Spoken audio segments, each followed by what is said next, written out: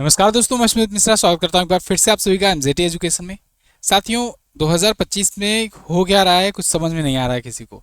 कोई भी कहीं पर युद्ध किए जा रहा है, कोई भी किसी भी देश पर अटैक कर दे रहा है, किसी भी देश में किसी भी प्रकार से तख्ता पलट हो जा रहा है। इतना ना आज तक कभी हुआ था सेकेंड वर्ल्ड वार के बाद से किसी भी, मतलब आप देखो कि इतना ज़्यादा वार एक ही साल में कभी नहीं हुआ था।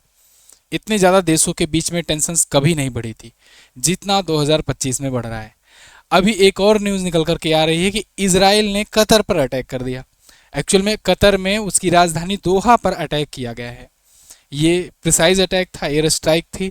15 फाइटर जेट्स बताए जा रहे हैं इजराइल के घुस करके दोहा में अटैक किए हैं। किसी भी देश की राजधानी में घुस करके अटैक करना एक बहुत बड़ी बात हो जाती है। ऐसे में कतर ने भी कहा है कि ये बहुत गलत हुआ है और हम भी इसका जवाब देंगे। तो सवाल ये उठता है कि क्या एक और युद्ध की तरफ दुनिया जा रही है? क्या अब इसराइल और कतर के बीच में युद्ध देखने को मिलेगा? ये पूरा मामला क्या है, आज की वीडियो में हम लोग आसान भाषा में समझेंगे कि क्यों इसराइल ने कतर पर अटैक किया है।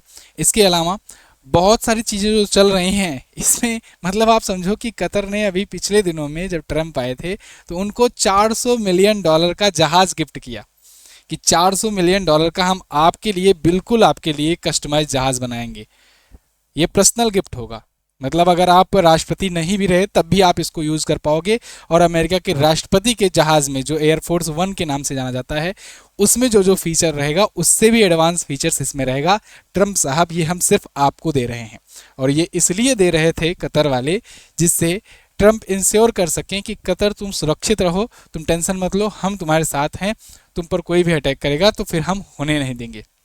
लेकिन हुआ क्या, इसराइल ने घुस करके अटैक किया, वो भी राजधानी में। और इसके बाद यूएसए पल्ला झाड़ लिया। मतलब आप देखो, ट्रम्प की क्रेडिबिलिटी अब बिल्कुल रह ही नहीं गई है।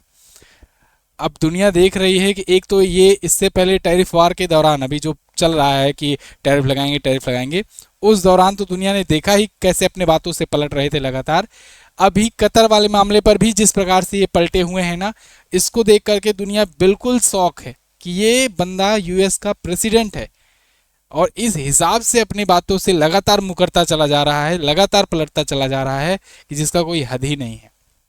ऐसे में जिन दुनिया भर के जितने भी देश हैं वो बिल्कुल इनसे काफ़ी कुछ सीख रहे हैं कि सब पे भरोसा कर लेना, लेकिन ट्रम्प चचा पर भरोसा कभी मत करना। कतर ने इतने पैसे खर्च किए, इतना बढ़िया मेगा मेगा इनको गिफ्ट दिया, ये आए थे, इनसे बढ़िया इन्वेस्टमेंट की बात करी, लेकिन उसके बावजूद आज कतर की हालत ये है कि उसकी सिक्योरिटी की चिंता उसे ही खुद पड़ी हुई है कि अब हमारा क्या होगा। मतलब यूएसए तो पल्ला झाड़ लिया। यूएसए ने कहा ठीक है, गलत किया इसराइल ने, लेकिन ठीक करना चाहिए, हमास के लिए मारे हैं तो हमास को तो मारना जरूरी ही है। ऐसा कर करके टाल दिया ट्रंप ने। तो चलिए, पूरी बात क्या है, पूरा मामला क्या है, इसको समझते हैं।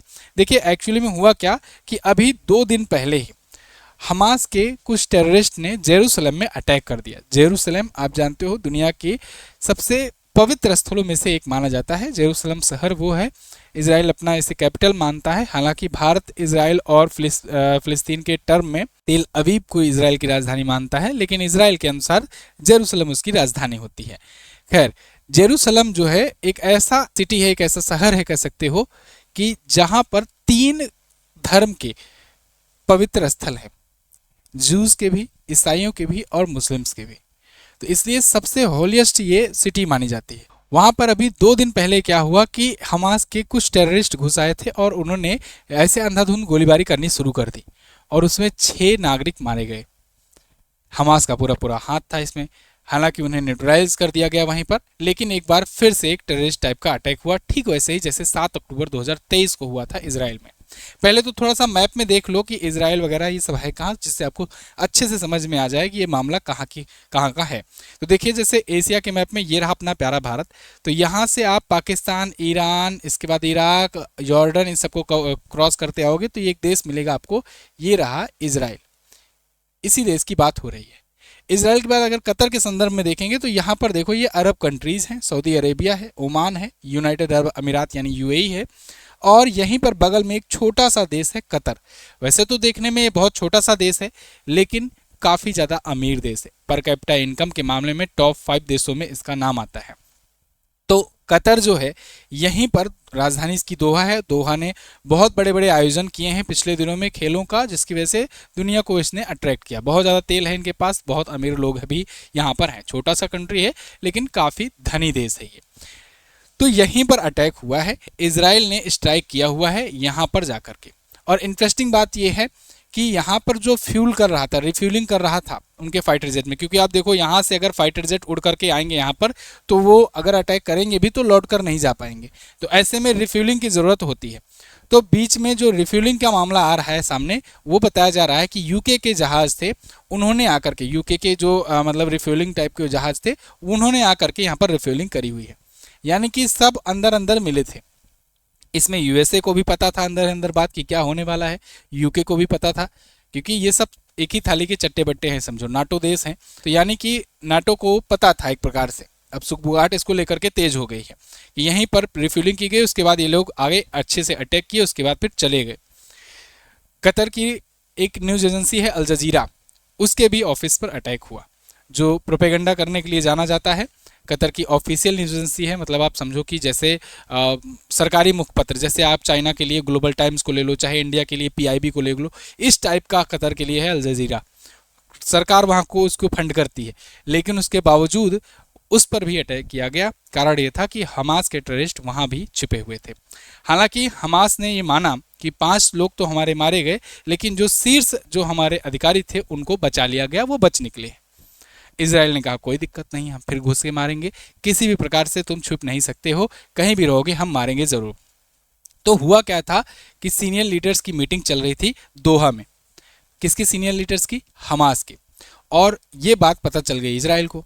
इसराइल ने बिल्कुल बिना हिचकिचाते हुए अटैक कर दिया, धावा बोल दिया कतर की राजधानी में। मतलब आप समझो किसी देश की, जैसे आप भारत को ले लो, भारत की राजधानी दिल्ली में मान लो चल रही है, भारत ना लो, भारत की छवि खराब होगी, पाकिस्तान की मान लो राजधानी इस्लामाबाद में कुछ आतंकवादियों की मीटिंग चल रही है।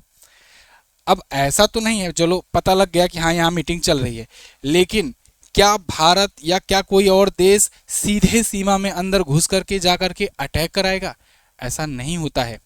बहुत सारे इंटरनेशनल लॉज वगैरह मानने पड़ते हैं, युद्ध छिड़ सकता है, लेकिन इसराइल ने बिना इन सब की परवाह करते हुए ये जा करके घुसे और वहाँ पर बढ़िया से एयर स्ट्राइक करी। और 16 फाइटर जेट, 15-16 फाइटर जेट लेकर के गए थे, बढ़िया से एयर स्ट्राइक की, खूब धूमधाम मचाया वहाँ पर, और उसके बाद फिर निकल करके भी आ गए, बिना इस बात की परवाह किए कि आगे चल करके युद्ध छिड़ सकता है। कतर अगला हो सकता है कि अगला मिसाइल अटैक या कुछ भी अटैक कतर भी कर दे इसराइल पर। कतर के पास भी ऐसा नहीं है कि कुछ नहीं है सेना के रूप में या फोर्स के रूप में। कतर के पास भी F-35 फाइटर जेट है, अमेरिका ने उसे भी बेचा है, उसे भी चूना लगाया है। इसके अलावा इसके पास भी राफेल भी हैं, फ्रांस वाला भी है ना। लेकिन जब कतर ने कहा कि भाई यूएसए तुम ये बताओ कि तुमको हम इतना महंगा गिफ्ट क्यों दिए थे ट्रम्प साहब, तुमको पता था यह बात? ट्रम्प से जब ये पूछा गया, मीडिया कर्मियों ने पूछा कि अभी इसराइल ने अटैक कर दिया है कतर पर, इस पर आप क्या कहना चाहेंगे? कहेंगे देखो मैंने बताया था कतर को कि कतर आप पर अटैक हो सकता है क्योंकि हमास के टेररिस्ट आपके यहाँ मीटिंग वगैरह कर रहे हैं। फिर कतर की तरफ से क्या जवाब आया कि झूठ, बिल्कुल झूठ। इनका झूठ एक बार फिर से बेनकाब हुआ, ठीक वैसे ही जैसे इन्होंने इंडिया और पाकिस्तान के बीच में सीज फायर का क्रेडिट लिया था। कतर ने साफ साफ आकर के कर दिया कि ये बेसलेस बात कर रहे हैं। ऐसा कोई इन्होंने नोटिफाई पहले नहीं किया था कतर को कि कतर पर हमला होने वाला है, कतर पर अटैक होने वाला है। और ये सुरक्षा की जिम्मेदारी तो यूएसए की होनी चाहिए थी, जवाबदेही होनी चाहिए थी कि वो क्यों नहीं बीच में आकर के बताया, पहले से इन्फॉर्म किया। अगर कल को उसमें कतर के नागरिक मारे जाते, या वैसे भी मान लो आप सॉवरेनिटी का खतरा है, आपका मतलब संप्रभुता, एक कोई इज्जत वाली बात होती है ना, कोई भी ऐसे किसी भी देश में घुस करके उसकी राजधानी में अटैक करके, एयर स्ट्राइक करके चला आए, कोई भी दूसरा देश किसी तीसरे व्यक्ति के लिए आकर के घुस करके मारकर चला जाए। लेकिन बात यहाँ पर ये आती है, ये सब कतर में देखना क्यों पड़ा? एक्चुअल में ना होता क्या है कि जब दो लोगों की लड़ाई में कोई एक बिचौलिया आता है और वो सोचता है कि हम लीडर बन जाएं और हम बीच बचाव करें, तो कई कई बार क्या होता है, अगर सही हो गया मामला तब तो वाहवाही खूब होती है, लेकिन अगर मामला गलत पड़ जाता है, उल्टा पड़ जाता है, तो दोनों तरफ से पिटाई भी होती है। जैसे आपने ट्रंप को देखा कि भारत और पाकिस्तान के बीच में सीज फायर कराने के क्यों लेकर के आए ये। और जब बाद में एक्सपोज हो गए तो खूब फजीहत हुई इनकी। इसके अलावा दुनिया के तमाम युद्ध को ये सीज फायर कराने या इन सब बंद कराने का दावा करते रहे, लेकिन हर बार इनकी फजीहत होती रही, किसी में सक्सेस नहीं हो पाए। अब आलम यह है कि इनकी कोई उतना वैल्यू ही नहीं करता ट्रंप की। रसिया यूक्रेन वार में आए तो इनको अलास्का में ये हुआ कि अलास्का में मीटिंग करेंगे पुतिन से, तो तुरंत ही एकदम बिल्कुल पुतिन मान जाएंगे। और जाते वक्त भी इन्होंने कहा अगर नहीं मानेंगे तो 2 मिनट में पता चल जाएगा, मैं रसिया पर बहुत कुछ एक्शन ले लूँगा। हुआ क्या? कहीं कुछ नहीं हुआ। बाद में ये ठंडे पड़ करके चले आए, पुतिन को दोबारा बुला लिए कि चलो ठीक है फिर से मुलाकात किया जाएगा। तो हर बार इनकी फजीहत हुई उल्टा। ऐसे ही कुछ कर रहा था कतर। कतर क्या कह रहा था कि दुनिया में जो कोई भी संघर्ष चल रहा होगा तो आ करके वो हमारे देश में बैठ करके बातचीत कर सकता है और हम उसकी मीटिंग करवा देंगे। जैसे जैसे एक टाइम पर इजराइल हमास के बीच में जब चल रहा था शुरुआत में, फिलिस्तीन के बीच में, उस टाइम पर यह बात हुई कि वहाँ पर कतर में मीटिंग हो जाएगी।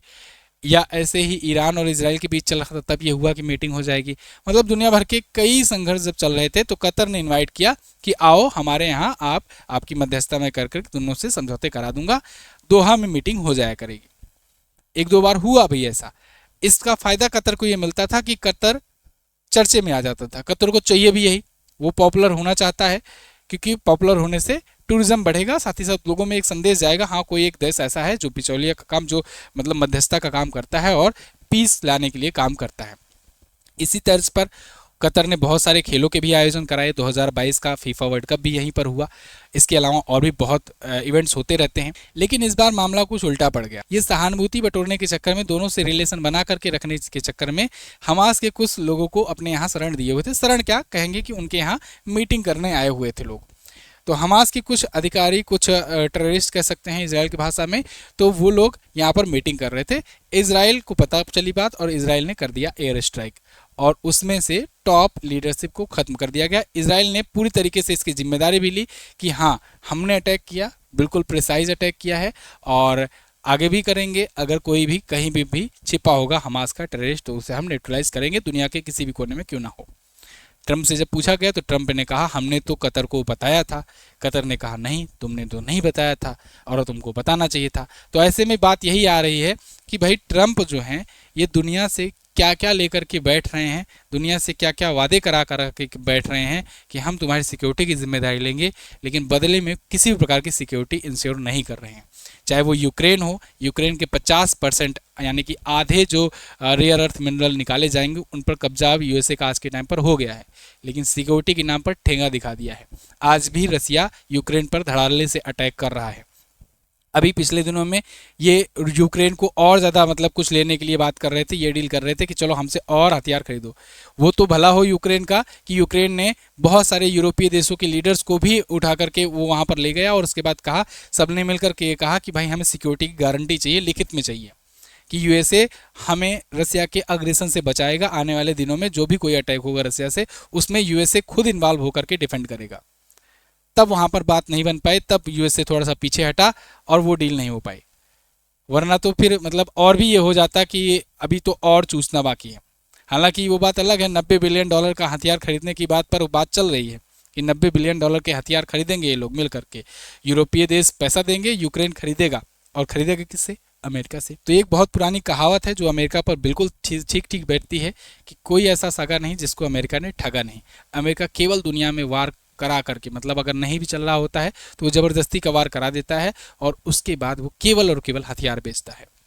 ये बात दुनिया को अब समझ में आ रही है, दुनिया को पता चल रही है और जैसे जैसे ये समय बीतता जा रहा है यूएसए और एक्सपोज होता जा रहा है, यूएसए की छवि और ज़्यादा गिरती जा रही है। अभी तो ट्रंप के 3.5 साल बाकी हैं, देखना होगा आगे क्या होता है। फिलहाल इस मुद्दे पर आपकी क्या राय है? वैसे तो ये जब पर्सनल गिफ्ट लिए थे तो उस पर भी यूएसए में भी विरोध हुआ था, दुनिया में भी अंदर अंदर काफ़ी मजाक इनका उड़ा था कि भाई तुम देश को रिप्रेजेंट कर रहे हो, किसी देश से पर्सनल गिफ्ट कैसे ले सकते हो। फॉर एग्जाम्पल तोसे खाना मामला आपने सुना होगा इमरान खान का, यही तो था कि वो जो देश के नाम पर गिफ्ट मिलता था वो अपने घर ले जाते थे। इसी वजह से तो आज इमरान खान जेल में बैठे हुए हैं। ऐसे में तुम पर्सनल गिफ्ट कैसे ले सकते हो? तो इसको लेकर के इन्होंने बताया भी था ट्वीट करके कि नहीं हम उसको मना नहीं कर पाए, वो अपनी खुशी से हमको दे रहे थे तो हम क्या करें, हमें लेना पड़ गया। लेकिन आप ये सोच के देखो, अगर आप प्रेसिडेंट नहीं होते तो क्या वो देता? नहीं देता। देना होता तो और पहले ना देता, 76 साल की उम्र के हो गए, अब तक काहे नहीं दिया, आज ही क्यों दे रहा है? इस मुद्दे पर आपकी क्या राय है आप लोग कमेंट करके जरूर बताइएगा। आगे जो भी अपडेट आएगा, कतर अगर कुछ रिटेलिएट करता है, इसराइल पर कुछ एक्शन लेता है तो आप बताइएगा। और अभी आपने देखा था जब ईरान पर अटैक हुआ था तो ईरान ने भी कतर में स्थित यूएसए के एयरबेस पर अटैक किया था। तो एक तरफ ईरान भी अटैक किया, एक तरफ अब इसराइल भी अटैक कर दिया। तो ये कतर जो बिचौलिया था, जो दोनों तरफ से मजा उठा रहा था, वो अब दोनों तरफ से इसकी पिटाई झेलनी पड़ रही है। और ऐसे में अब कतर के ऊपर है, मतलब कि अब कतर आगे क्या करना चाहता है देखना होगा। इसराइल तो बिल्कुल तैयार है। आपको क्या लगता है कमेंट करके जरूर बताइए। लेकिन जाते जाते एक जरूरी सूचना, आज रात 12 बजे तक अभी एक ऑफर जो लाइव है वो 12 बजे तक यानी कि 2 ही घंटे बाद खत्म हो जाएगा, जिसके तहत टीचर्स डे ऑफर जो दिया गया था 50% हमारे ई बुक्स पर और 80% वीडियो कोर्सेज पर डिस्काउंट दिया गया था आपको। इसका आप फायदा उठाइए। एमजेटी ऐप पर जाइए, कूपन कोड यूज कीजिए गुरु, कैपिटल में GURU विदाउट एनी स्पेस। तो इसको यूज करने के बाद आपको ये ऑफर का फायदा उठेगा। लिंक डिस्क्रिप्शन में दिया गया है, आप जाकर के इसका फायदा उठा सकते हैं। मात्र 2 घंटे या 1 घंटे ही अब तो बचे होंगे। थैंक यू सो मच, मिलेंगे अगली वीडियो में। तब तक के लिए नमस्कार, जय हिंद, वंदे मातरम।